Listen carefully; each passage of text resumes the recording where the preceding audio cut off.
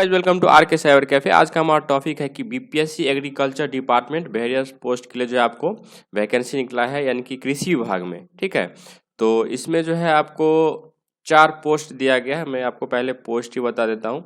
पहला पोस्ट जो है आपको बिहार कृषि सेवा कोटि 1 है, जिसमें कि आपको अनुमंडल कृषि पदाधिकारी, उप परियोजना निदेशक आत्मा, सहायक निदेशक शस्य एवं समकक्ष। ठीक है, उसके बाद दूसरा पोस्ट जो है बिहार कृषि सेवा कोटि 2 कृषि अभियंत्रण सहायक निदेशक कृषि अभियंत्रण, यानी कि ये आपको इंजीनियरिंग वाला हो गया।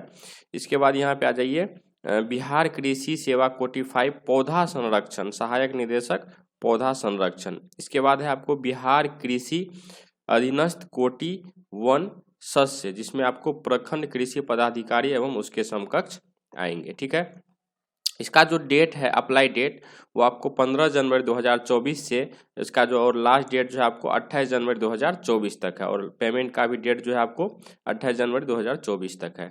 इसका एग्जाम जो है बीपीएससी लेता है, इसीलिए यहाँ पर आपको दिख रहा होगा BPSC agriculture department various post requirement.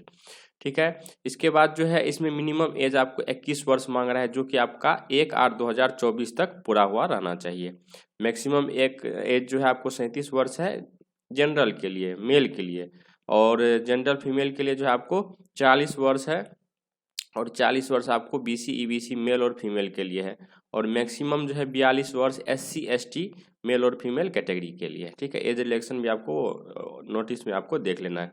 इसमें जो आपको टोटल वैकेंसी है आपको 1051। ठीक है, 1051 वैकेंसी आपको टोटल है, जिसमें से अनुमंडल कृषि पदाधिकारी, उप परियोजना निदेशक, आत्मा सहायक निदेशक एवं समकक्ष में जो है आपको लेवल 9 जो है इसमें आपको 155 सीट है। उसके बाद जो है इंजीनियरिंग यानी कि बिहार कृषि अभियंत्रण के लिए आपको 19 सीट है। बिहार कृषि सेवा कोटि 5 यानी पौधा संरक्षण सहायक निदेशक के लिए जो आपको 11 सीट है। उसके बाद प्रखंड कृषि पदाधिकारी एवं समकक्ष के लिए आपको 866 सीट है। ठीक है, टोटल मिला के आपका हो जाता है 1051। इसमें जो फीस है वो मैं आपको बता देता हूँ। इसका जो ऑनलाइन एप्लीकेशन फीस है जनरल ओबीसी ईडब्ल्यूएस और अदर के लिए, यानी कि अदर स्टेट का भी अगर कोई भरता है तो उसमें आपको 750 रुपये का है। एससी एसटी और पीएच कैंडिडेट के लिए जो है आपको 200 रुपये रखा गया। वही ऑल फीमेल कैंडिडेट, ठीक है, उसके लिए जो है आपको 200 रुपये ही रखा गया है। मतलब सिर्फ फीमेल कैंडिडेट और एससी एसटी और डिसेबल लोगों के लिए जो आपको 200 रुपये का चार्ज रखा गया। इसका पेमेंट जो आप क्रेडिट कार्ड, डेबिट कार्ड या नेट बैंकिंग के माध्यम से भी कर सकते हैं। तो इसका जो मैं पहले आपको बता देता हूँ कि इस केस में जो है चारों का अलग अलग रजिस्ट्रेशन होगा, अलग अलग पेमेंट कटाना होगा और अलग अलग फॉर्म भी भरना होगा।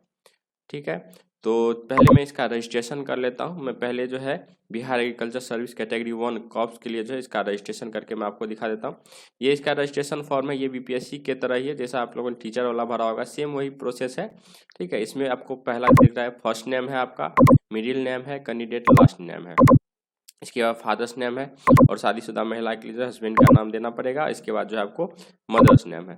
अगर आप मैरिड है तो मैरिड दीजिए, अनमैरिड है तो अनमैरिड दीजिए, मेल है तो मेल या फीमेल तो फीमेल। इसके बाद आपको आधार नंबर यहाँ पे डालना है। उसके बाद आधार कार्ड जो है आपको यहाँ पे 100 KB से कम में 100 KB से कम में जो है आपको यहाँ पे अपलोड करना है।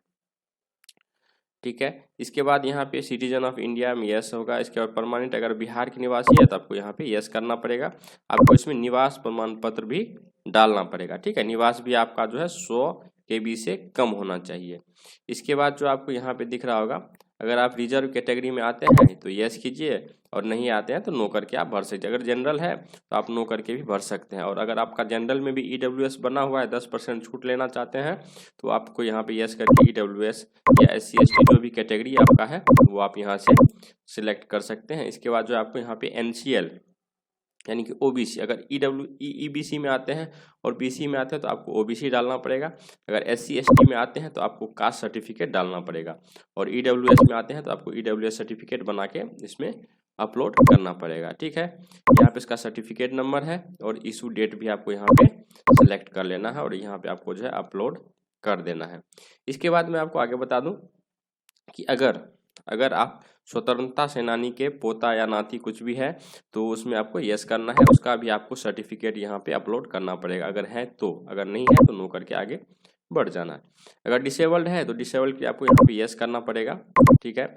यस करने के बाद आपको किस प्रकार का डिसेबिलिटी है वो सिलेक्ट कर लीजिए, उसका जो है आपको सर्टिफिकेट नंबर, इशू डेट भी आपको डालना पड़ेगा, और आपको कहाँ से जो है सर्टिफिकेट प्राप्त हुआ है वो सब भी आपको यहाँ पे डालने के लिए है, और उसका भी आपको सर्टिफिकेट यहाँ पे अपलोड करना पड़ेगा, ठीक है। अगर नहीं है तो नो करके आगे बढ़ जाना है। इसके बाद यदि आप एक्स सर्विसमैन है तो आपको यहाँ पे यस करना है, अगर नहीं है तो आपको नो करके आगे बढ़ जाना है। यदि आप कॉन्ट्रैक्ट बेस्ड एम्प्लॉय है इससे पहले बिहार सरकार के अंतर्गत तो आपको यस करना है, अगर नहीं है तो नो करना है। इसके बाद अगर आपने 3 साल पहले बिहार गवर्नमेंट में आपने जॉब किया है रेगुलर तो आपको यस करना है, अगर नहीं तो नो करके आगे बढ़ जाना है। इसके बाद आपका डेट ऑफ बर्थ है, एड्रेस है, उसके बाद आपको जो है यहाँ नीचे आ जाइए, इसमें आपको दिया गया do you have required qualification criteria for this post as mention in the, यानी कि आपका जो है क्वालिफिकेशन इस नोटिफिकेशन के अनुसार है कि नहीं, वो आपको यहाँ पे यस और नो करने के लिए, यदि है तो ही आप फॉर्म भर सकते हैं, अगर नहीं है तो आपको फॉर्म भरने का अधिकार नहीं है, ठीक है। इसके बाद आपको ईमेल आईडी डाल देना है, और यहाँ पे आपको दोनों जगह एक ही ईमेल आईडी डाल के वेरीफाई कर लेना है। उसके बाद मोबाइल नंबर डाल के आपको ओटीपी लेकर के कैप्चा भर के आपको सबमिट रजिस्ट्रेशन फॉर्म कर देना है। यहाँ पे जो आपको कैप्चा डाल देना है, उसके बाद जो है सबमिट रजिस्ट्रेशन पे कर देना है। इसके बाद जो है आपको रजिस्ट्रेशन यहाँ पे मिल जाएगा, ठीक है। तो रजिस्ट्रेशन मिलने के बाद आपको लॉगिन करके जो है पेमेंट कटा लेना है।